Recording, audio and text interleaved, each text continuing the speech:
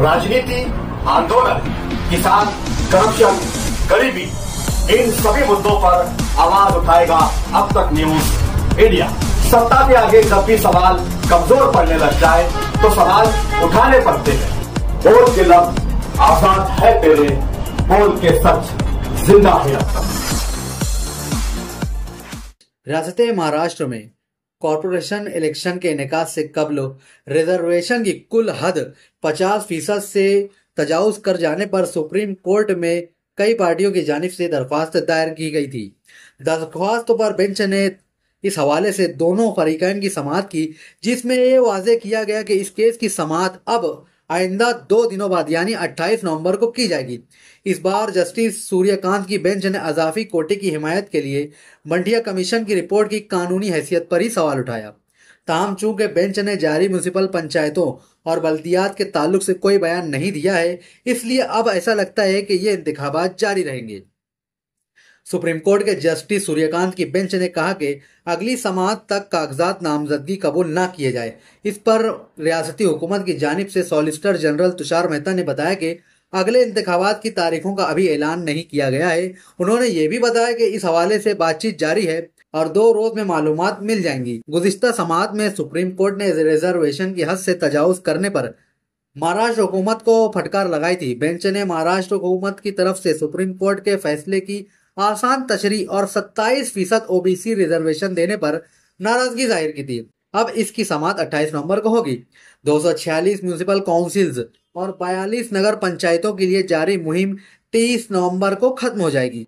चूंकि बेंच ने इन इंतखाबात के हवाले से कोई बयान नहीं दिया है, इसलिए ताबीर किया जा रहा है कि ये इंतखाबात अब होंगे। महाराष्ट्र हुकूमत ने इत्तला दी है कि रियासत की 44 म्यूनिसिपल काउंसिल्स, 20 जिला परिषद, नागपुर और चंद्रपुर म्यूनिसिपल कॉरपोरेशन और 11 नगर पंचायतों में रिजर्वेशन की कुल हद 50% से तजावुज कर गई है। फिलहाल रियासत की 246 म्यूनिसिपल काउंसिल्स और 42 नगर पंचायतों के लिए वोटिंग 2 दिसंबर को होनी है।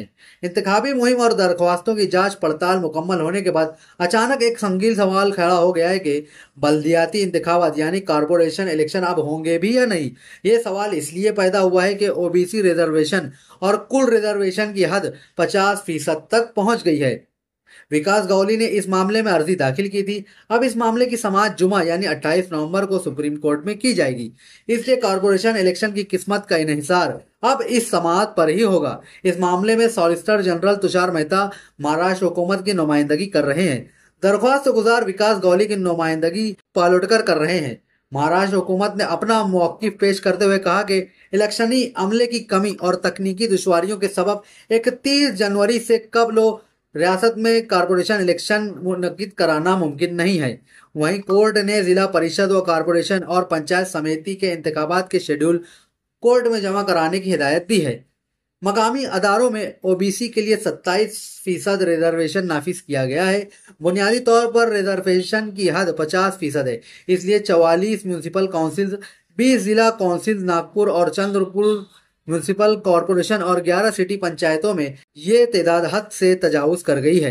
सुप्रीम कोर्ट ने इस सिलसिले में रियासती हुकूमत की तवज्जो मबजूल कराई है। इसलिए सब की तवज्जो अब इस जानिब है कि परसों होने वाली समाअत में क्या होगा।